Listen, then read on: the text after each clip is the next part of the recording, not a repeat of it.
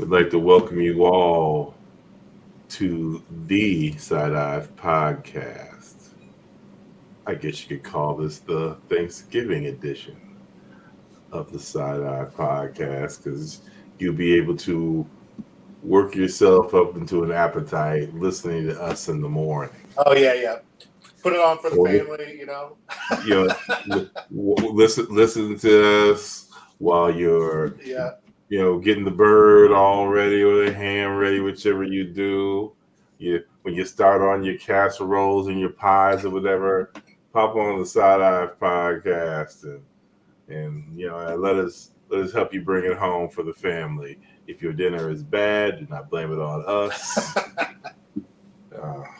So, well, with that being said, regardless of the outcome, it will always be horns down.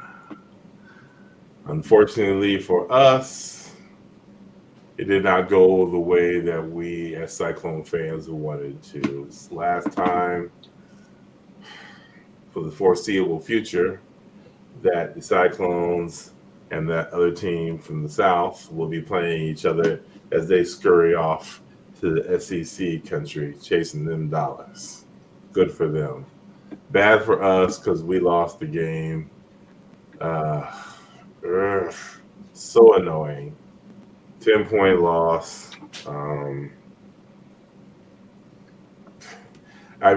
It's kind of it was a tale of two halves, Yep. It was a stalemate for the first half. Dude, when I saw halftime score, we're all sitting here at the bar thinking, man, this is our, this is where we want it. Right. Agreed. Yeah. It's 6-3. We hadn't done a lot. They hadn't done a lot. You just knew at some point somebody was going to break out, and you hoped it was going to be us. We didn't want to get into a shootout with Texas, and we were able to muddy it up, do just enough to move the ball enough to at least punt it and keep them down on their end. And then, the second half started. And it didn't all go our way in that second half. Part of the reason is their D-line. The best D-line I would say it's faced all season. Dude, I'd put them up against, it's been a long time. I know I saw us play against Tony Casillas, and obviously Brian Bosworth was a linebacker. But as far as just straight up dudes, across the board, you'd have to go back to OU Selmans. Yeah, and that was before my time. So, yeah, exactly. And we talked about that. We talked about that before the game, and they did what they had to do. They just. I thought that Iowa State should have tried to at least run outside.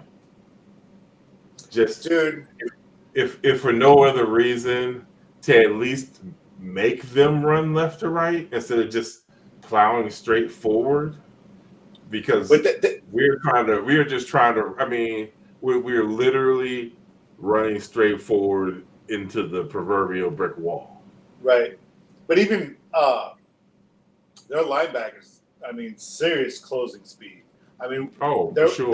There were some spots where we had some stuff on the edge on the passes, and it looks like it could go big, and then bam.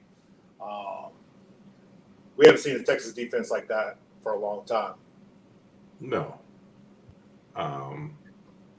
No, it was an extremely stout defense.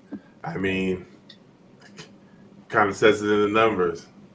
Not 9 rushing yards. Yeah. Hey, what they ended with with sacks? Because I don't remember. I don't remember very many sacks.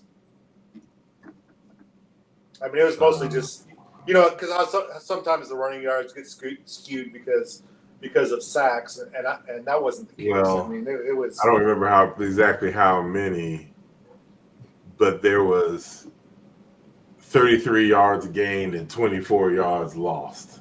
Yeah.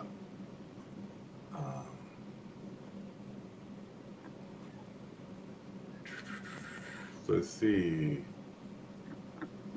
I'm trying to find it. Hey, while you're looking at it, what do you guys think, or looking for it? What do you guys think of Texas? I know Sweat had all the jewelry on his uniform. Yeah, two sacks. And then I think Worthy had his stuff on. You guys, did you guys think anything of that? No. No. You don't think it's odd coming out with jewelry on the sidelines with all your pads on? You don't find that odd at all? I mean yeah.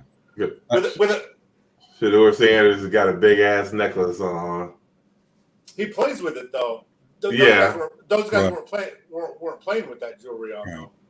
It's different, and it's nothing that I would do. But I mean, I was like, fine, if you want to do that, let's play some football. Move on. Yeah. It was. I just thought it looked funny over the pads and everything. Yeah. Because like you said, Sanders has his stuff. You can see it, but it's not like it's out. But whatever. So. I mean, what's funny about it is I didn't really think about it until you just mentioned it right now. I mean, it's not anything that stood out to me or. Oh, it stood out to me just because it was, like I said, over the pads and like right before game time. So. Yeah. Well, hey, who knows?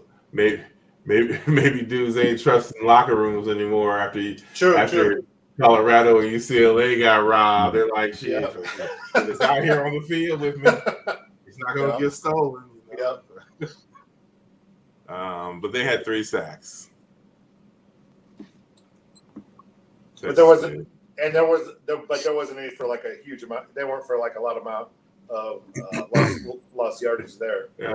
Rocco didn't have time to drive back. Yeah. But yeah, I mean, 9 yards is what they had for the game. 0.4 yards a carry. You're not going to beat anybody that way, but yet they still had a chance for real to do just that, because it's not like Texas was out there blowing up the spot. I mean, granted, they got the bulk of their yards late, but it wasn't a very pretty game. No. Aesthetically, it was just like kind of ugly. I mean, honestly, not Hawkeye ugly, but it was ugly. I mean, we had it where we wanted it until the blocked extra point. That game was our style of game. I mean, that was Well, and that happened, and it completely changed the whole way the game is figured, because you're talking now you went from needing a stop and a field goal to needing a stop and a touchdown. Yes. And then the whole mindset of the play calling probably changes, and you end up where you end up. Yeah. Oh man, once again, the super D lineman making a play for Texas. Yeah. And they needed them to make one the most. And I'll take that. I mean, they have the guy, and he makes the play. You got to give it to him. All-American type player, generational type player, goes out and makes the play. He didn't have a ton of tackles all night, but he's always taking up people, you know. So and as fast as they close, but so I mean, got to give him to it on that. Yeah. In our usual talk of clean game, well, it wasn't a clean game. You had the block point after that we just talked about, which was returned. And then you have Rocco's interception, missed the field goal. Yeah, dude. I mean, Campbell was not happy about that because it was because of the snap, you know. yeah. And that dude's probably a little nervous with those big monsters sitting there right on his shoulder. Yep. So, yeah, the special teams, which had done well, had some snafus at the worst possible time. Yep. But let's just break it down. I mean, 16 first downs. I mean, not bad. And obviously, 15 of them, 15 came on passing, and one was a penalty because we couldn't run the ball. Now, which brings me to a point I was thinking about, and y'all tell me. Should we have just said forget the run? I think that's a burning question as far as coaching goes, you know, because it's like, yeah, what do you think about that, BJ? I mean, he goes, what works? And running was not working, as William has made a comment to. So, I mean, you might sprinkle it every once in a while, but yeah, the primary part of your offense, which looks like that was, is you got to pass the ball. I mean, 323 yards passing, 24-32. He did a good job. Yeah. Oh yeah. I mean, yeah, he played. Yeah. It was a 10-yard. His average attempt was at 10 yards, which is it's usually lower. He's usually in the 8s and the 9s.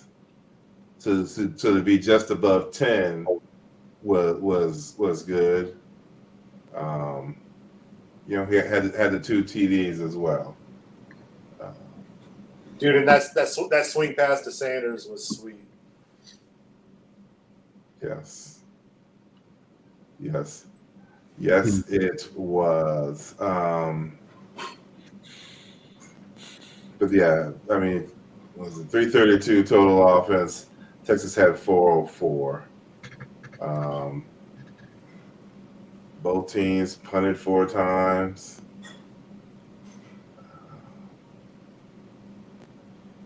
What the hell? So, I mean, the defense did what it normally does. You know, they were 5 of 13 on 3rd down. They did convert their 1 4th down attempt. Didn't we have like 2 or 3? We had 2 or 3 sacks also, right? We had 4. Oh, 4, yes. Yeah. Yeah. I mean, I honestly, I thought this was the most physical our D had played this year. Yeah, 4 sacks, 25 yards. I thought it looked like they had an extra gear this game. So, I mean, they ended up with taking 3 field goals. The defense does what it always does. Put in some bad positions, but you know, for the most part, I mean, you can't really say anything bad about the defense, as usual. I mean, we've only been able to do that in 1 game, and that was OU. Yeah, I mean, Texas found some consistency with the running game in the second half, which probably hurt us a little bit. But yeah, and you know, once again, So we finally get Cooper back, and then Radon goes out. So it's like, Yeah. can we keep somebody on the field? Yeah, those safeties. I mean, they're all physical dudes, so it's tough. Yeah, it's gonna take its toll. I don't know. I don't know what to say about it. I hate being here because saying this because I wanted to beat them last time we played them, and seriously, kill their college football playoff hopes and damage their Big 12 championship hopes as well. Yeah. They were most likely would have been out both. So, yeah, I was on K-State's ass for screwing it up, and we didn't do it either. So, oh well. I liked our effort, though. I'm not gonna lie. I mean, that's a team that went into Alabama, and Alabama was playing catch up the whole game. Yeah, that was a different Alabama. Still, but that's a whole other situation. But still, I mean, our young guys against their, I mean, they're a team that went out, bought a bunch of transfers, you know, and you saw how they looked physically. I wasn't disappointed with how we matched up with them. It's just one of those. I mean, you have to play perfect to beat teams like that, and Cyclones did not do that. No, we didn't. No, we did not. There was nothing really to talk about with Ohio State running, no matter who touched the ball. True. Higgins had 7 catches for 104. Easton Dean had the big catch, the 66-yarder from touchdown. I thought we saw some good play calls too between Easton Dean's 4th down with the fake run and pop pass and the swing pass to the running back, and the other one I thought was the middle screen to Bramer, where the freshman was out in front of him, and he must have thought Bramer was gone and he didn't have to block that guy or something. Yeah, he just stopped. Dude, that could have been 6 if he would have kept going and blocked that guy. Yeah, and then they ran it again later. Yeah. But and that was my MVP pick too. Oh, Bramer? No, I had Black. Oh yeah, that's right. Yeah, I said he would need to have a big game, and Sweat was just messing him up. But I mean, it's to be expected. Yeah. I wasn't real shocked about it. Well, we are all wrong. Which stinks for y'all because both of your MVPs played well. VJ, you had Sanders. Yeah, I mean, he was. He caught a touchdown. Yeah. Okay. All right. That wasn't an easy catch. I mean, it was. No, I mean he had one target, that one catch of the touchdown, but I mean, got nothing on the ground. Relative to what the offense did, he had a good game. Okay, all right, I'll take it. And I thought the DBs had a good game as well. Yeah, because I said Burgess, and I thought I thought he played great. Yeah. Because the Whittington touchdown, actually Cooper got beat on that. He got. So I mean, their longest play from scrimmage was 31 yards. They had a 31, 2 30s, a 21 yard, and that was it. No other plays over 20. So, but I mean, it is what it is. Yep.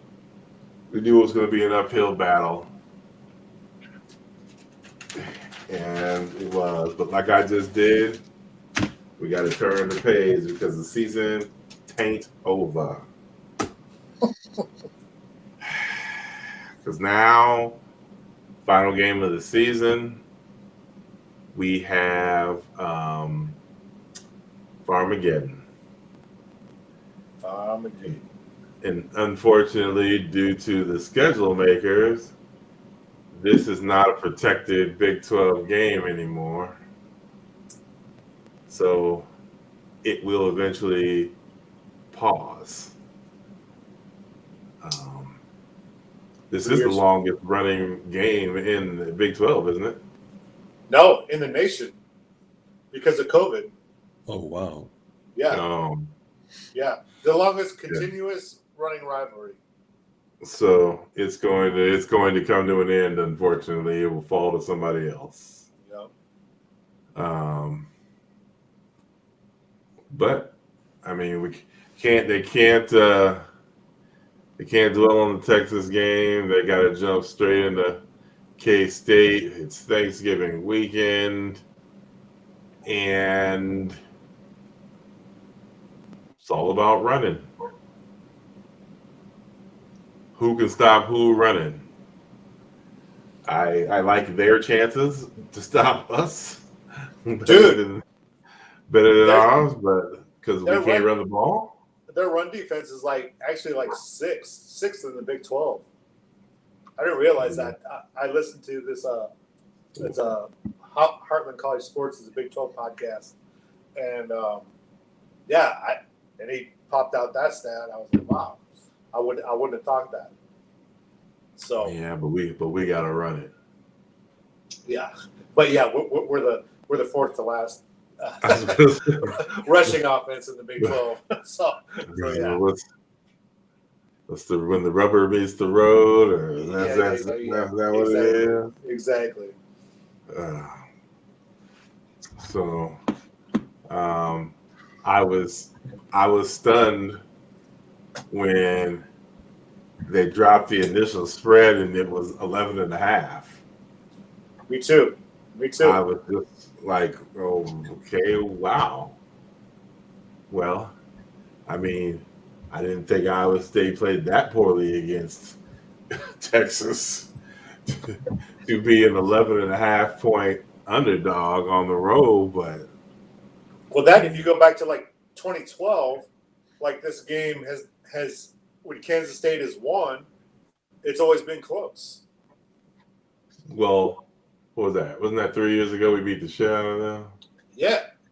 No, I'm just talking about when they won. Oh. Yeah, we last time we were at 21, we won by 13 down there, and then in 20, we blanked them here, 45 to nothing. Yeah. So. But yeah, so now it's down to 10. Over under is 46.5. But Will Howard is the QB for these Wildcats, and Giddens is their main man carrying the rock.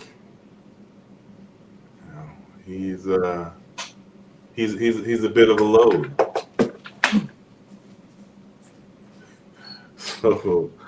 So the defense has got to do what the defense does.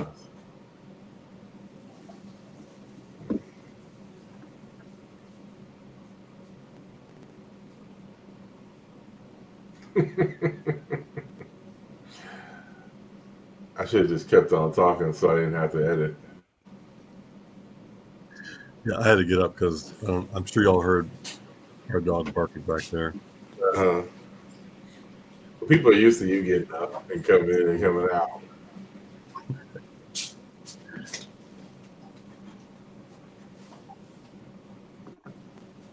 Hey, bud. Sorry about that. So, yeah, this isn't the first time or the last time Iowa State is going to have to face a QB running back tandem. That they play that freshman. What's his name? Avery Johnson, the quarterback, the backup quarterback. They basically put him in just to do that QB run stuff. I mean, he's got 45 carries. Yeah, that QB power.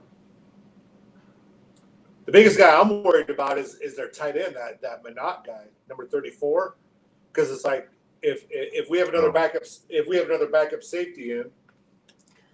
I know he's my tight end for fantasy football.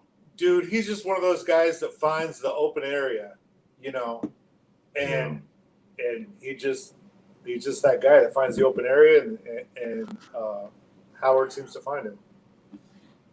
I know, and I appreciate it. Up until this week, I've appreciated it so much. Yeah. It's funny. My two tight ends are Sanat from K-State and Sanders from Texas. Damn, dude. And this week is the championship, and I'm in it. Nice. So I need him to have a big game while K-State loses. Yep. Everybody else needs to stink on K-State. Did y'all hear that, K-State? No. Will Howard, I need you to throw everything to the tight end. I don't even care if he's triple teamed. I still need you to try to feed it in there. You just take that Texas dude. Because he hasn't been catching anything lately because he's been hurt. Come on, William. You need to sacrifice that championship and cut that guy right now. Man, that's money. Come on. So Giddens is the main workhorse, but not far behind him is Treshaun Ward. Giddens has 164 carries. Ward has 113. Yeah. But Howard's going to run it as well. He's got 69 carries. Yeah. So while he not a Michael Vick, he's still somebody you have to be concerned with that might take off. Receiving wise, Phillip Brooks, no shock there. And Sennett is next. I mean, that's who they're looking to. Those two, and then Giddens out of the backfield. If he's throwing the ball, it's going to be one of those three. Occasionally, he looks the way of Bellevue West, Iowa transfer Keegan Johnson. I said Bellevue West like anybody from Omaha listens to this. You never know. Yeah. Yeah, I didn't see. I mean, I didn't watch a lot of their game against Kansas, but I didn't notice Johnson. No, I mean he's fourth in catches with 20. Yeah. Through 11 games, so it's not like he's, like I said, everything's going to Brooks, Sennett, and Giddens. He probably hasn't learned how not to block. Like he gets to run routes now and stuff. He doesn't know what to do. Yeah, not used to getting targeted. Yeah, he transferred from Iowa, So yeah. So I love what you put here. No special teams BS. For real. It's that. I mean, that's pretty simple. No special teams BS, and ain't that the truth? I mean, that's like the combination for us. That's like our combination for losses. Iowa, block field goal right away, pick six. Ohio, whether it was made or not, to be determined, pick six. Texas, interception, block extra point, screwed up snap for the field goal. So that's the recipe. That's our recipe almost every time we lose. Well, Cyclone players, I'm sure this is the one podcast that you listen to. So there it is. No special teams errors, please. You heard it from the man. You heard it from the man. I mean, overall though, I think we've been pretty good this year. Honestly. No, for sure. For sure.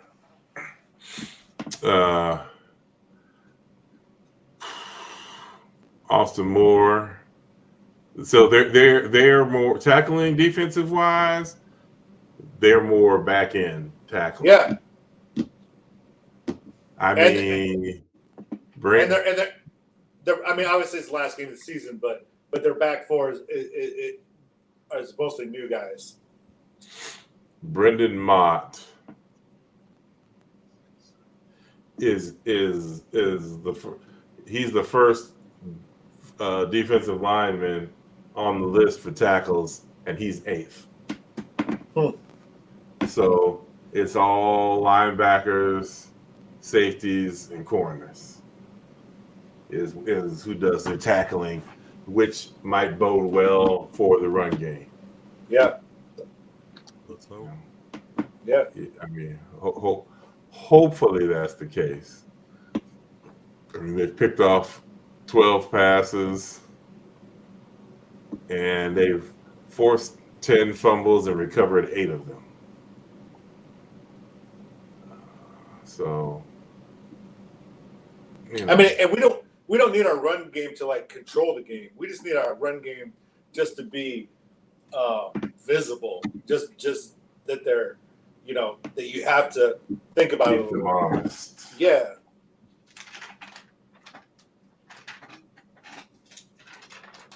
I feel that.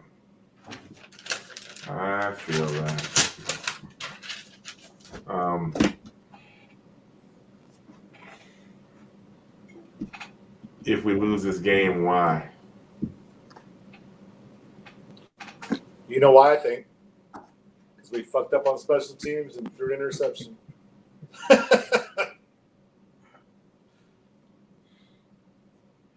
Man. What do you got, BJ? Would do it. That would do it. BJ? It's because Beck has an off game. Unfortunately, he has to be on every game for us to win. And by on, he means at least no turnovers. You ain't got to be Jaden Daniels at LSU. I mean, we don't need 8 touchdowns and 600 yards, but we at least need no turnovers. Yeah, and pushing 300 yards probably. What's the weather like? Anybody know? Rainy and snowy. Oh, well. I'll take the under on 300.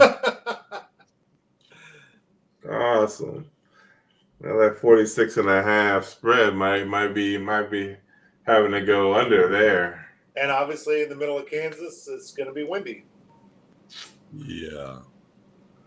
Awesome. Even better.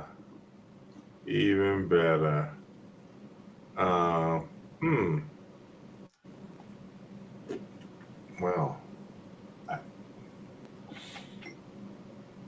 shit. My pick is up first this week. Oh, I'm gonna go kind of a grinded out game. I'm going to go.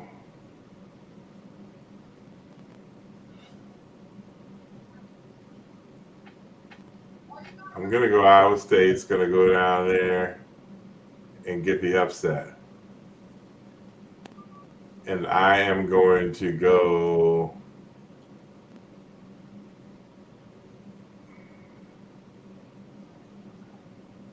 $19-16. Field goal kickers are gonna have a ball.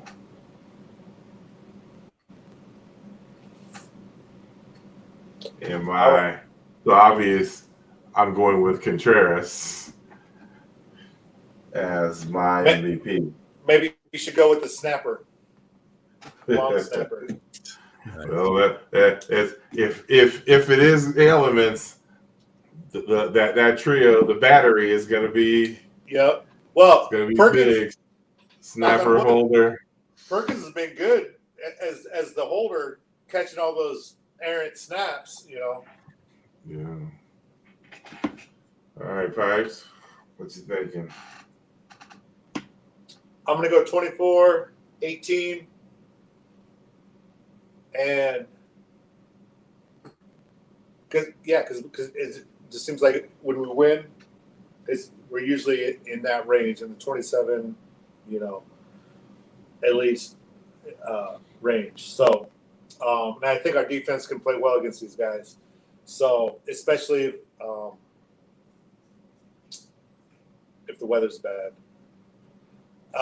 And they just came off a rivalry game. So, I mean, I know Iowa State was fired up for UT. Yeah. So. Who's your MVP? It's got to be Rocco. With the weather, yeah, he's just got to. I mean, like I said, unfortunately, the run game hasn't been there to prop him up when he hasn't played the best. So, yeah, it's got to be him. I don't like. We usually play well when I pick a defensive MVP, but I think it's got to be Rocco. DJ? I'm going to go 23-20, and I'm going with the running game. And I'm going to say the MVP will be Mr. Sama. Is he going to get a long one? I'm going to get a couple. Get a bust one. Oh, shit. No, I'm not saying couple long touchdowns. Oh, okay. I didn't know if he was He'll going have some big plays.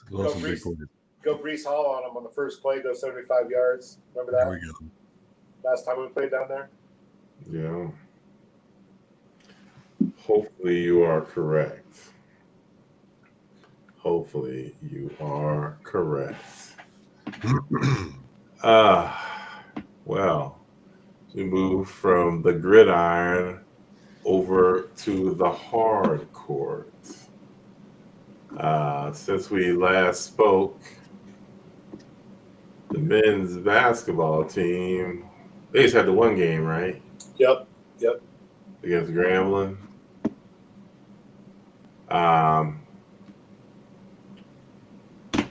92-37.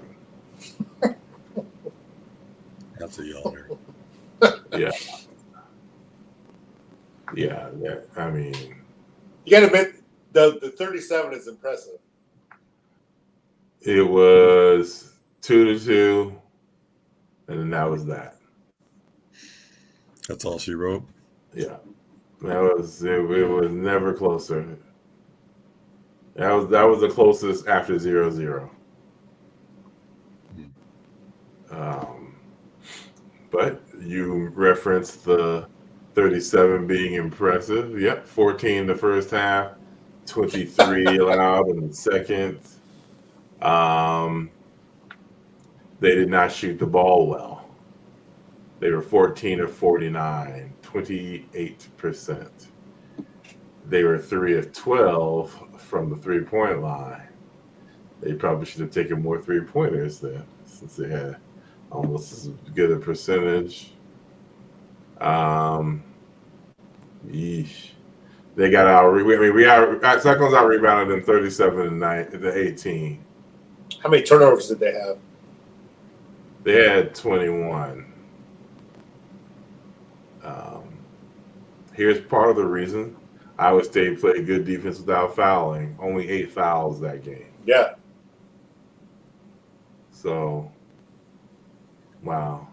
The crazy thing is, I was talking about it was never closer than 2-2. Grambling was leading 2-0.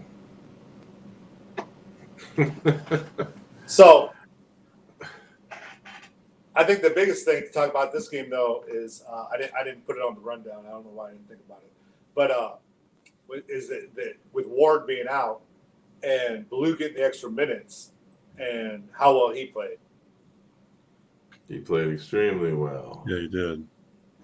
14 points, 3 boards, only 2 fouls. But I mean, they didn't do a whole lot of fouling as a team. Well, but that was good for him because the previous games he looked like he was like just trying to make. He's just out there just like trying to make stuff happen. You know, he knows. Oh yeah. Like he knows that like there's these expectations on him, and it seemed like he was just trying to make things happen. And this game he just a lot more relaxed. No, for sure. I mean, he was efficient.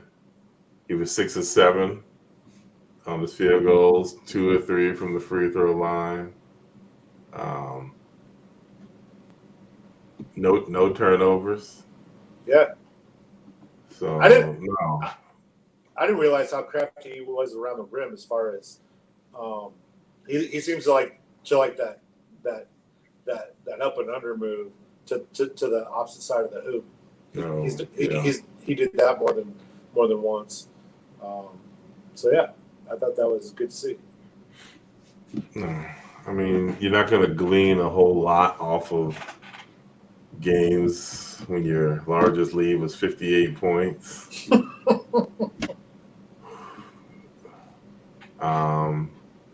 But I mean, I thought that you had to start with War being out, there would have been more minutes divvied out to some of those bench dudes. But I mean, Blue played for 20, and Curtis Jones played 25 minutes, and then Watson only played 14. I thought he could have. It seemed like Fish was out there more. How many minutes did he? He played 8 minutes. 8 minutes, okay. Pavelska 7, and then Kelderman 3, and Holly 2. No points for Holly again. We're on the Holly watch. He didn't even take a shot. Come on, man. Kelderman at least got to the line. Yeah. But I like the way Curtis Jones is playing off the bench. Yes. He had 14 points, 5 assists, 4 boards, 3 steals in those 25 minutes. And his shot, the first 2 games, he was having trouble with his shot, and he's a shooter. It seemed like I remember at least two long threes I thought he had, but so yeah, good to see him start coming around.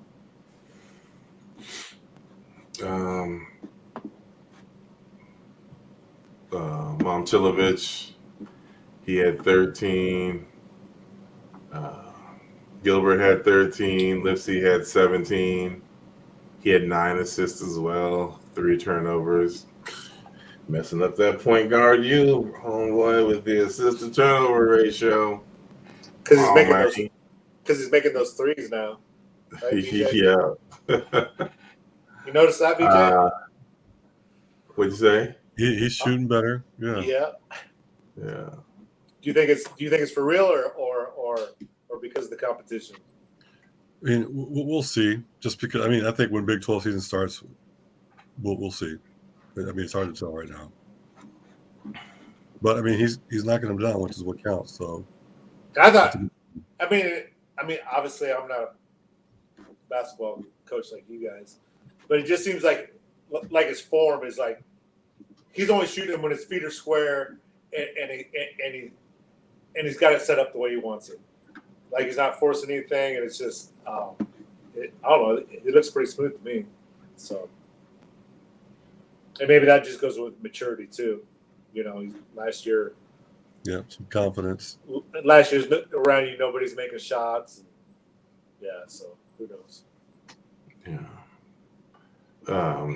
King had 6 and 8 boards.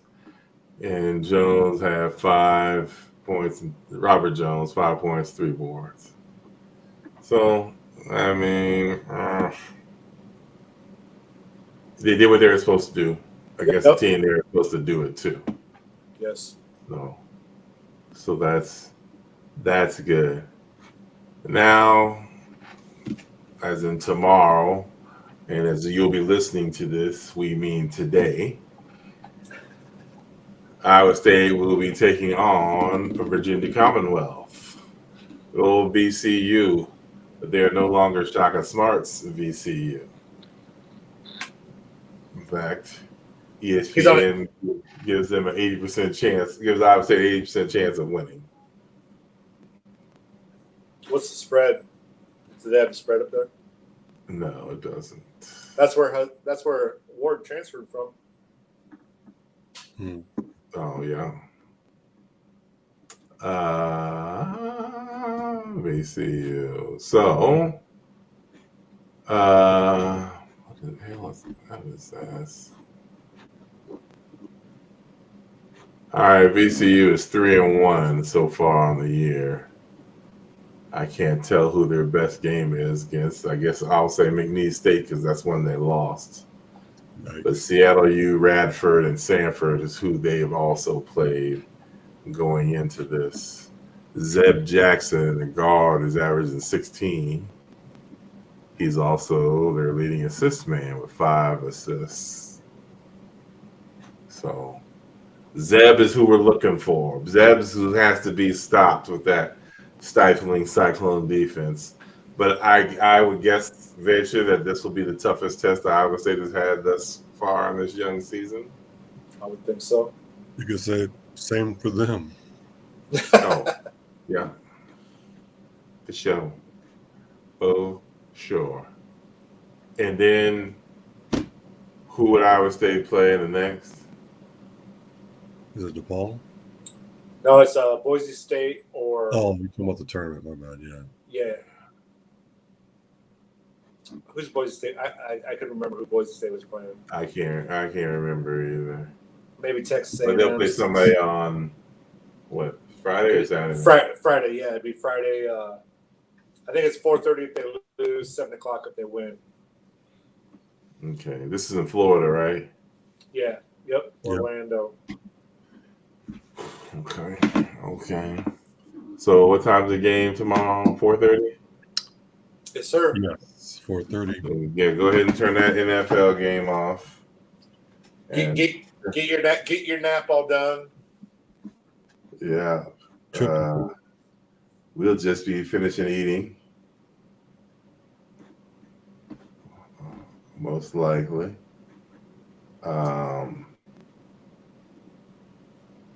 Yeah, now for them Cyclone women, the still Emily Ryan-less Cyclone women, who we still don't have any kind of information on why she's out. I mean, Kim Mulkey must be getting her keep a tight lip from Bill Fennelly. Well, no. So what do you guys think about that? Since you brought that up, and that's what I thought of when you said how you said it. It's like, I mean, if they have, a serious private issue, do you think the press should be, like everybody's like, oh, I can't believe Kim Mulkey's not, telling us what's going on. How could she be doing this? Why, it's like, well, if it's something serious, we don't need to know. Some things can be kept private. Well, I know one person who's perfect to answer this question. Exactly, our journalistic coach. So, VJ, I think you give us both sides. Right. I would say Kim Mulkey is framing it beautifully by saying she's stating that it's an in-house situation. And it's a family.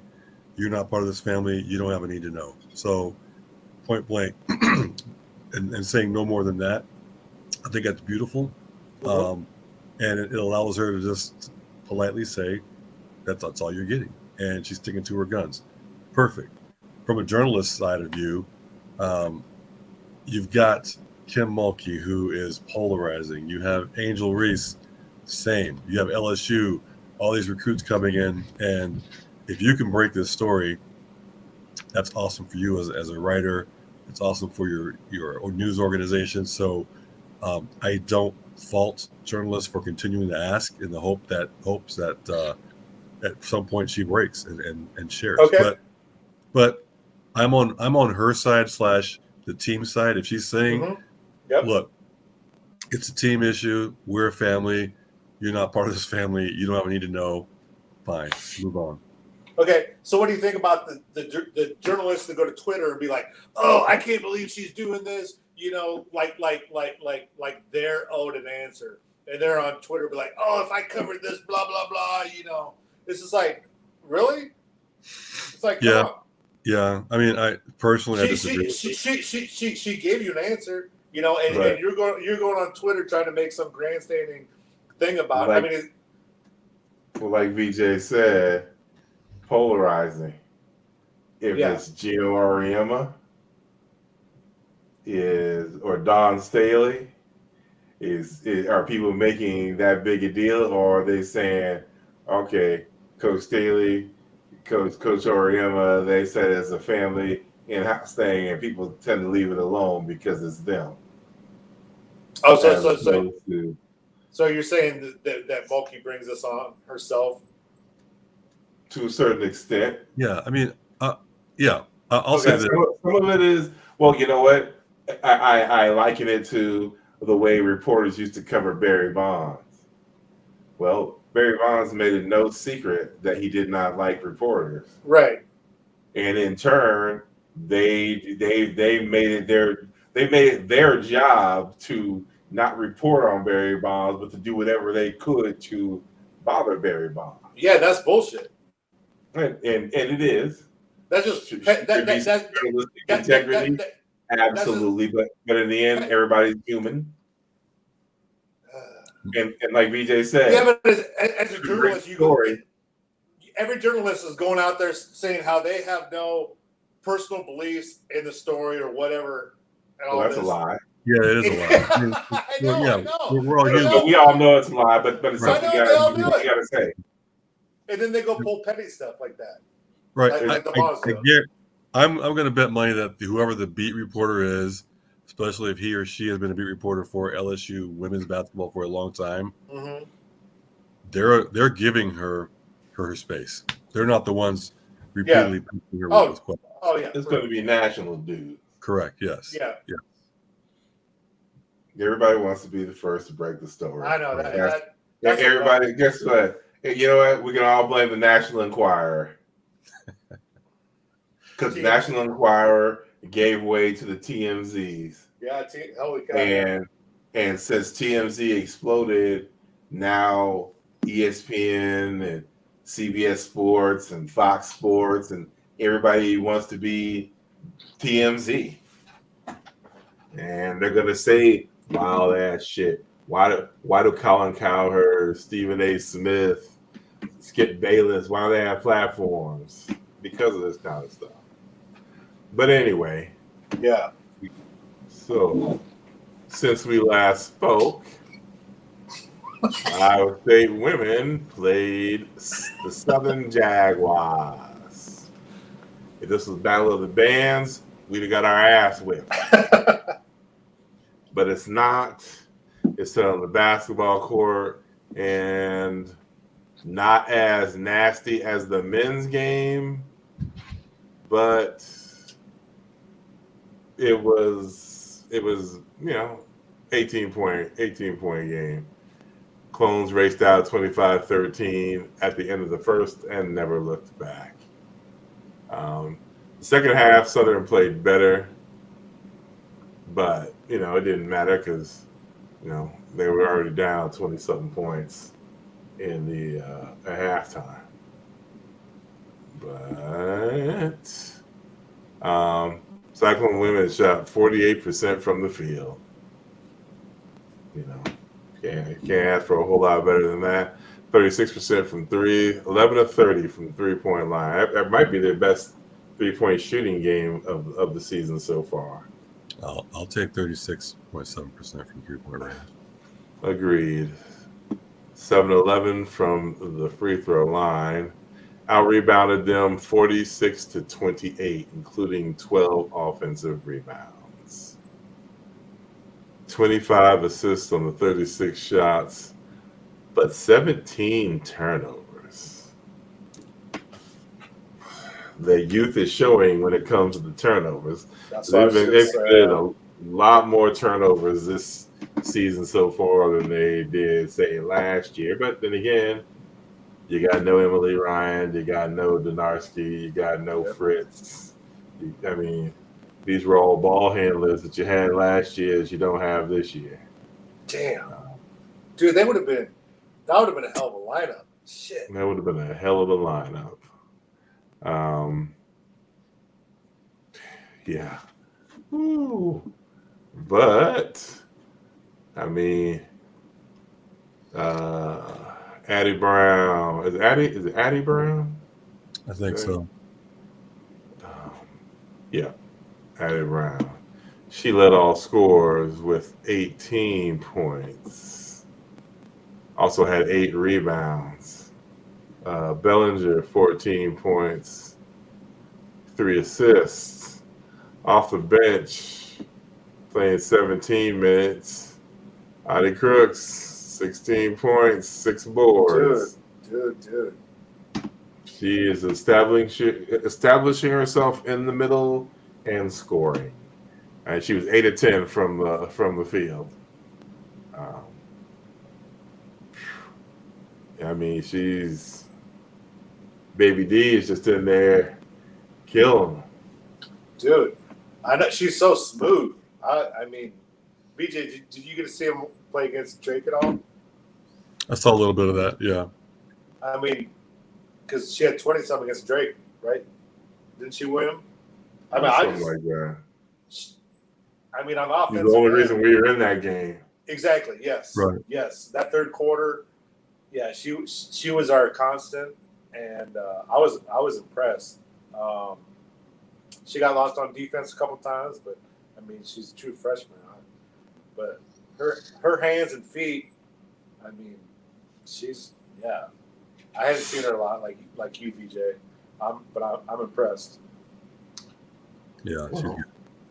One thing to note, and it harkens back to what was asked when we talked about the women in the preseason, when we found out Emily Ryan was not going to be playing right now, is Ariana Jackson the answer at point guard?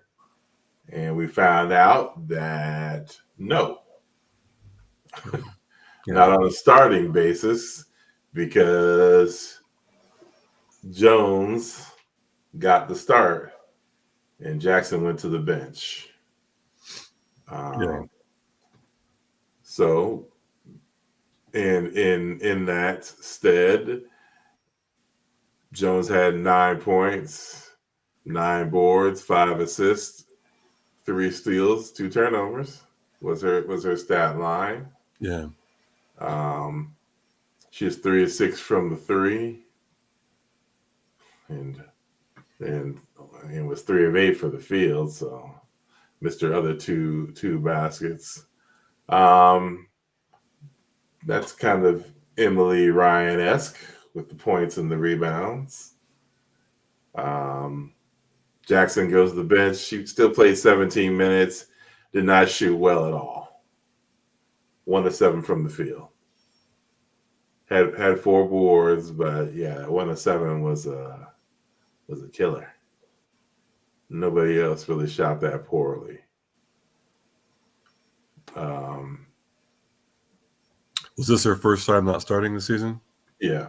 Okay. I mean, I'll give her that. I felt like I was rough talking about her. I didn't think she was the answer. She hasn't played poorly, but then again, the competition has not been the greatest either.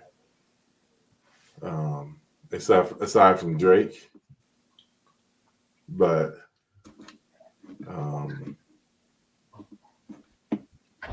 which how'd she do? I mean, in that game, she had no points, 3 boards, 5 assists. But a lot of people played poorly that game, so Yeah. I mean, 5 assists. but That's all right. I mean, it was efficient win. I would have liked to have seen a better defensive performance in the second half to match that first half performance. But you're up 24 points. You're in cruise control from there on out. But I'm wondering, are we going to see? I mean, at this point, shoot, do you get to a point where you get Crooks more minutes? Granted, that's going to take away from Nadabu, but do you get her more minutes, or is this the threshold you want to keep her at right now? What do you think, VJ? I mean, not being on the coaching staff, I don't know. I mean, yeah, are they being intentional about the amount of time that they have her running up and down the court, based off whatever measurements they have in mind for her? I don't know.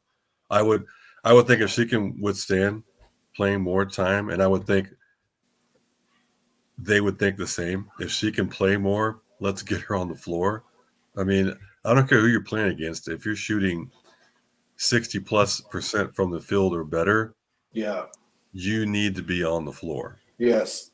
That's what was her percentages this last game, William? Did you say that? Oh, was she 8 of 10? She was 8 of 10. Yeah. Yeah, exactly. Yeah. No, that's what I'm saying. I mean, she was almost automatic Right.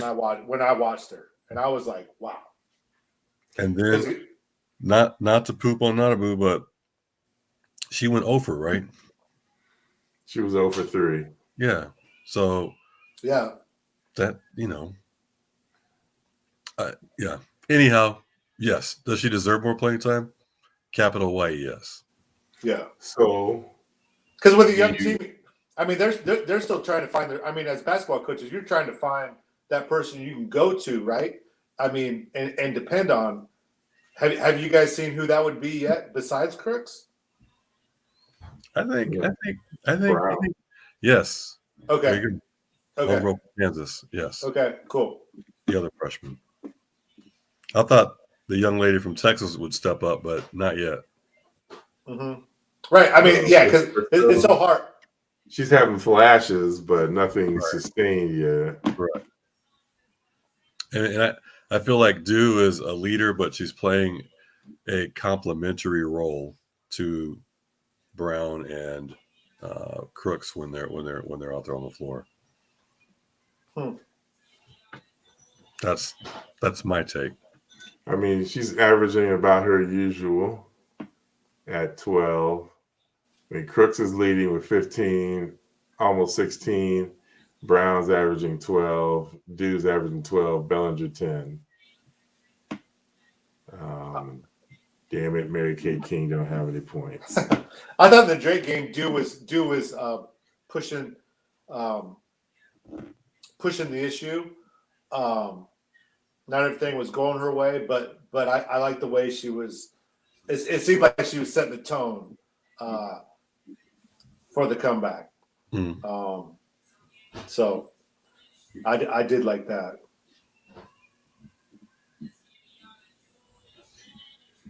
Definitely. And she does, and she's long on defense. Right. Yeah. I was gonna ask is, do you see a scenario where you get where they go extra big and move Dew to the 2 and have Crooks come in? So you've got Dew, Crooks, Brown, Nadabu on the court at the same time. I mean, I could see that, but I would hope Maybe not for an extended period. Right. I mean, but test it now before you get into the conference. Yeah. To see how they work. Like, yeah, against Southern, that would have been a perfect time to test that one out. Yeah. And then just have Bellinger or Jones running the point. Right. So I don't know. I'm just. Who do they? Hey, William, do you have their schedule coming up? Who do they have coming up? I know Iowa has to be coming up pretty soon. Probably UNI and Iowa. Well, they've got whoever they play. Vanderbilt. They've got Vanderbilt and Syracuse. Ooh, Friday and Saturday. Syracuse is not that good, are they? But still, I mean, they're you know. They've been okay. Okay. I was looking at bracketology, and I could have sworn I saw them in there. Oh, okay. So, but Iowa State women are not in early bracketology. And plus, this team needs like more Southerns to play against. To like then they'll come back after because they're in Vegas for that. Shit, I should have gone. And then they come back and they got St. Thomas and UNC Wilmington before the Cy-Hawk game.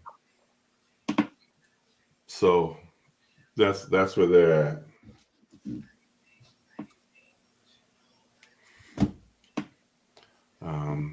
So I know nothing about Vandy. One thing I know about Syracuse is there's the Omaha girl that played there. I think last year was their last year. So they had some turmoil with their coach 2 years ago. Oh, did they? Yep. So bad that I think he got terminated, and a bunch of kids left the program. Oh. Well, that's no good.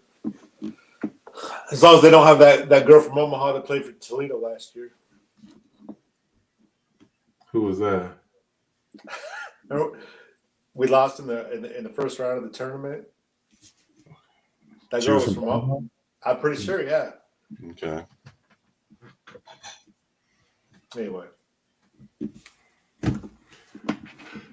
Yeah, so test coming up a little harder for the women than it is the men. It seems like we're always saying that in preseason. Women seem like they play a little bit harder of a schedule in the preseason. Well, obviously, Finley thought he was going to have the lineup coming back that you mentioned before. So he's scheduled to that lineup, and damn, the bottom dropped out. But I mean, the big four women in the state play each other. Yeah, that's good. And that's mainly where that tough schedule comes for. I mean, they've already played Drake. 5 games. In 5 games, they got Iowa. 3 games after that, they got UNI. UNI is their closer before they open Big 12 play.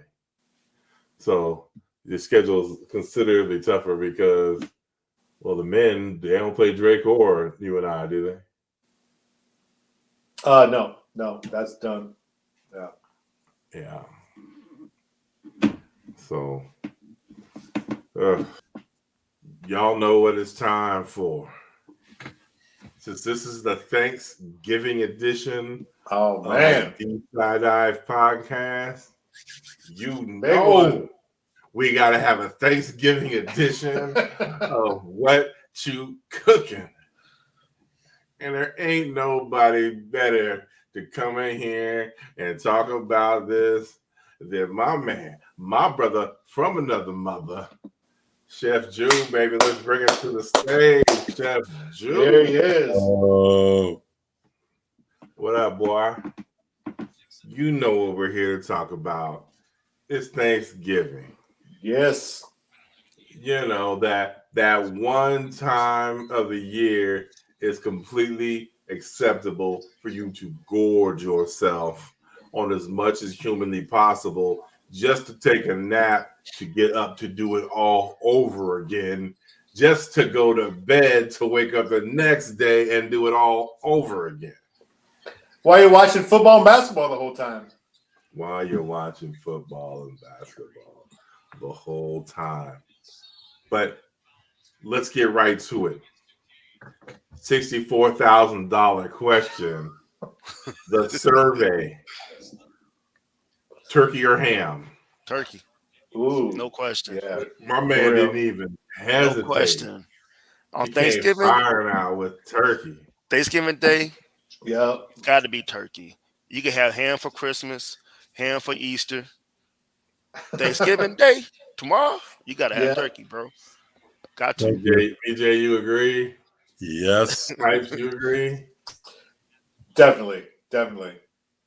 Now, you can have both. Don't get me wrong. You can't have both. But if you ain't got no turkey, don't invite me over to your Thanksgiving dinner. So, what if I got the bomb ass size though? Send me a plate. Send me a plate. Let you know you'll sneak your own turkey in.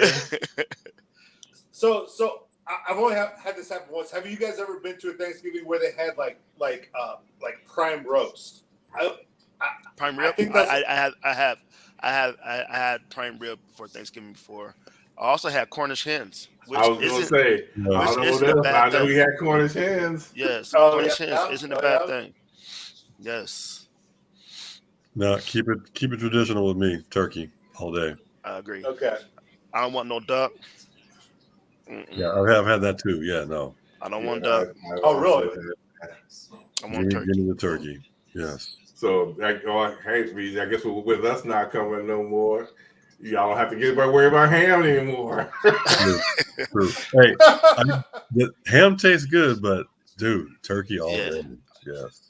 For Thanksgiving, like I said, you can have ham for Christmas, ham for Easter, but Thanksgiving it has to be turkey. So that's just a question. My family was always ham. They're more ham, so that was just you didn't have to worry about it. Man, hey, cooking it was a whole lot. Cooking a ham is heating a ham was a whole lot easier than cooking a turkey. True. But hey, does anybody even do this anymore? Do people still deep fat fry the turkeys like in the big turkey things? Oh yeah. I never hear about it anymore. This is why I asked. I mean, I've done it before. Yeah, I've never done it personally, but I've done it too. Yeah, I just kind of stopped hearing about it. Yeah, that's because everybody has their Traegers now and everything. Yeah, everybody's smoking them. Yeah. Hey, he had the $64,000 question. I got the $32,000 question. Oh, okay. Well, then come with me, Chef Jew. Okay, stovetop or homemade corn stuffing dressing. Dude, that's not $32,000 question. Yeah. Well, you know what? He's got to be a stovetop guy if he's asking that. That's an absolute no for me. Me personally, I'm not. Not for Thanksgiving, no. Well, here's the thing. The reason I would say I would have both on hand is because of kids. I mean, I feel that, but personal preference. Oh shit, that's my fault. Oh shoot, that was my bad. Here we go.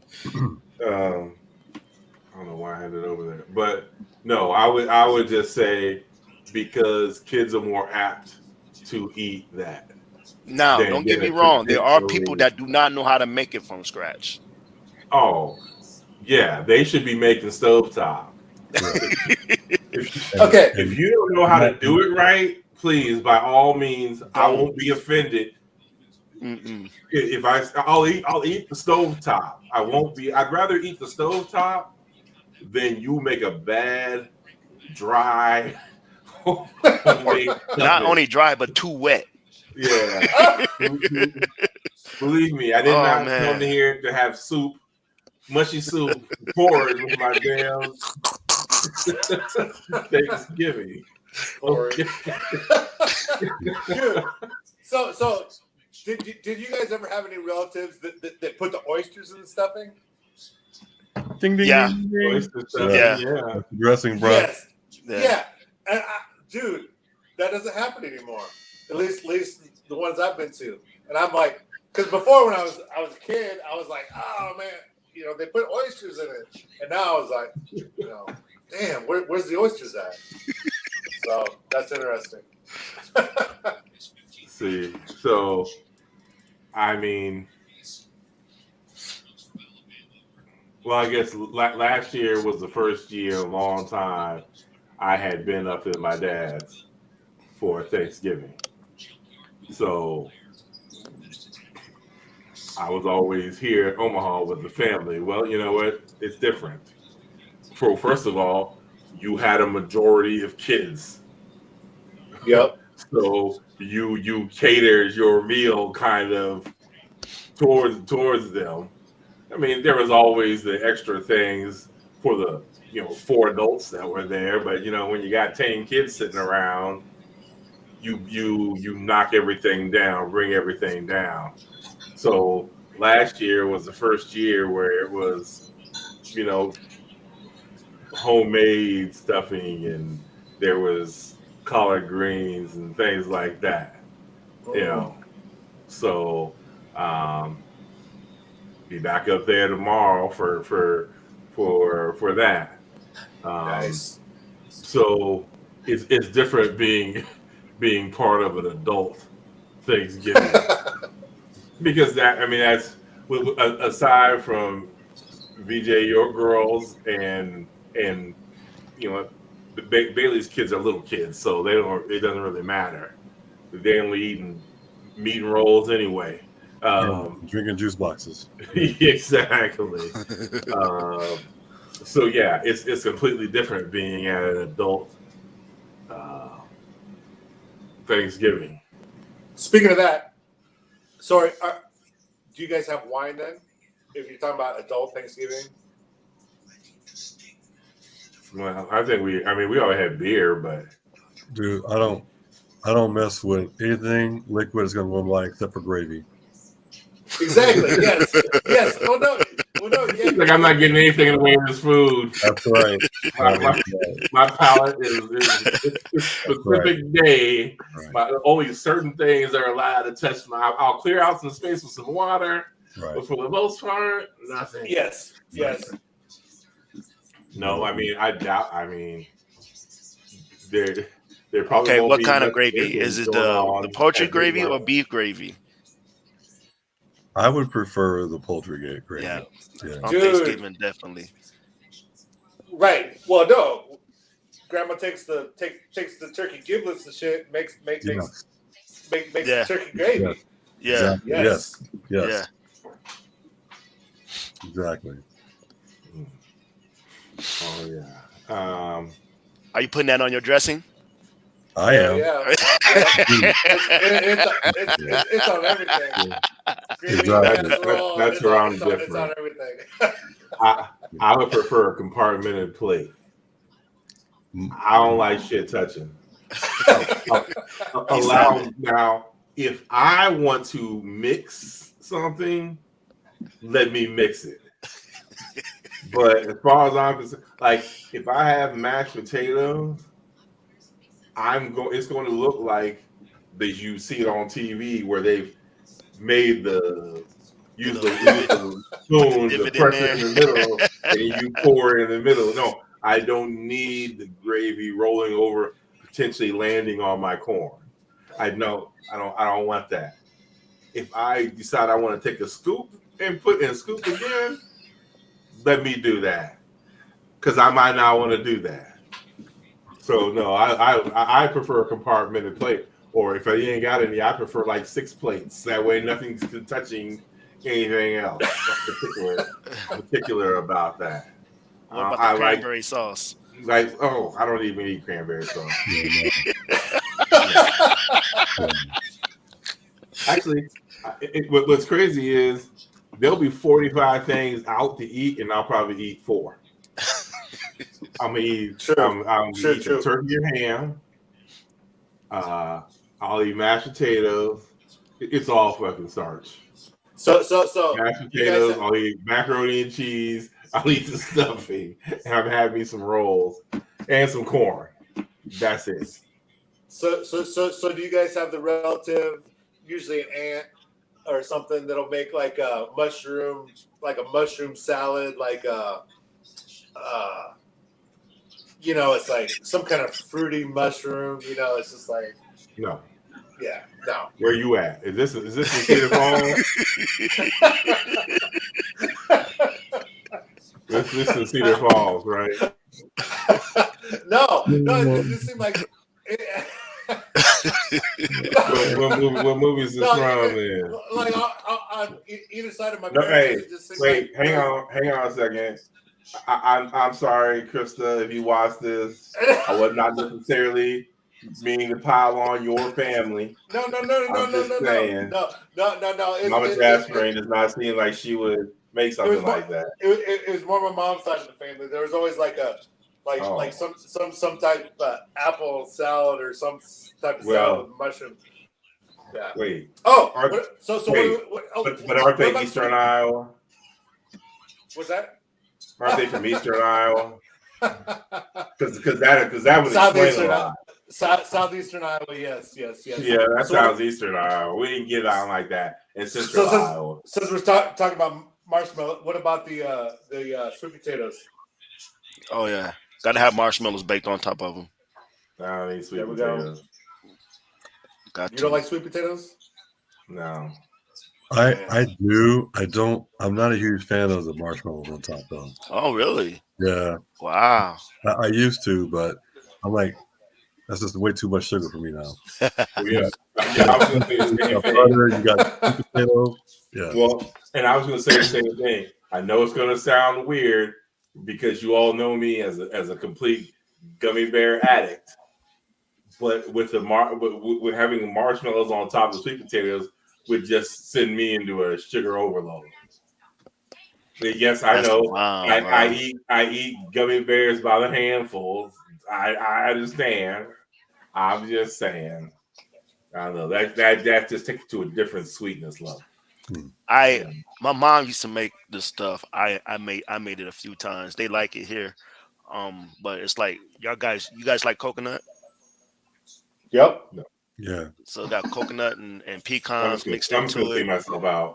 And it's sugar and cinnamon, and you bake it. Oh my God, it's so good. Oh, dude, that sounds good. Oh, it's the bomb. It's kind of like, oh man, it's the bomb. Sounds like it. I'll make it sometime. Let you guys try it. So we're on to sweets and pecans. What are we talking about? Pies. What are our pies? Speaking of pie, oh my God, that pie I had today. Dude, don't talk about that. Don't talk about that. Don't talk about that. Oh man, I got another piece too. If you're not following June, you could be. Let's hear about that pie. It was the bomb. It was the bomb. As soon as I took a bite, I was like, I gotta tag Vernon.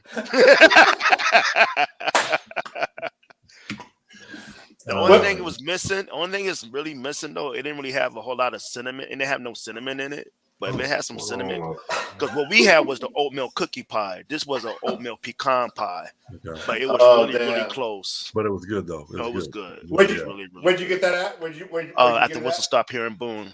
The owner, he actually baked it himself. I was like, okay. I said, let me get a piece of that to go.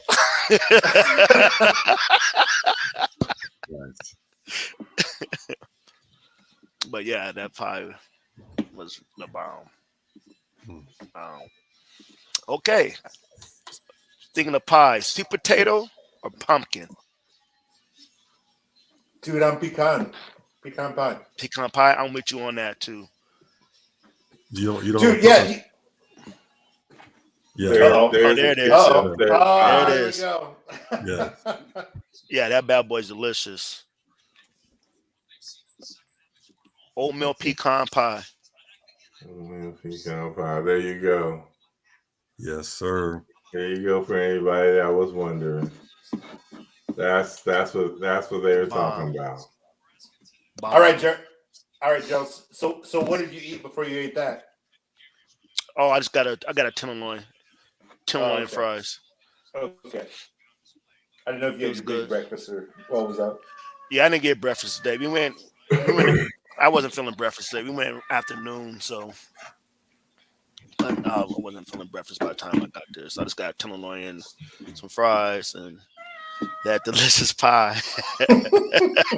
Y'all want to see some cat ass tonight, right? Never fails. Never fails. We're winning this week. There you go. So yeah, while they're all eating pecan pie or pumpkin pie or apple pie, I'll just be over in the corner with a bag of gummy bears or cinnamon bears and Jolly Ranchers and shit like that. Cause yeah, I don't You do got pie. any sour cream and raisin? You don't do pie? Fans? Not at No all. pie? Sour cream No and pie? raisin pie fans? Man, Dude. I gotta go look that up because I'm like, no. Wait thanks. a Hey, minute. it's good. That sounds like an What internet did show. you say? Sour cream raisin pie. Dude, that sounds like that salad stuff I was talking about. Like some ant brain. Remove this motherfucker. Yeah. You look, y'all let your ass back in there. Come in here It's and good talk though. about this motherfucking It's raisin. good though. Don't sleep on the name. It's like a custard. It's like a custard. It's really good though. I mean, it don't matter. It's nothing I'm ever going to take because you lost me in pie. Sounds like something. Well, you lost me at raisins. Sounds like something from the 70s that your aunts bring. Nice. Yeah. It's an old folk pie.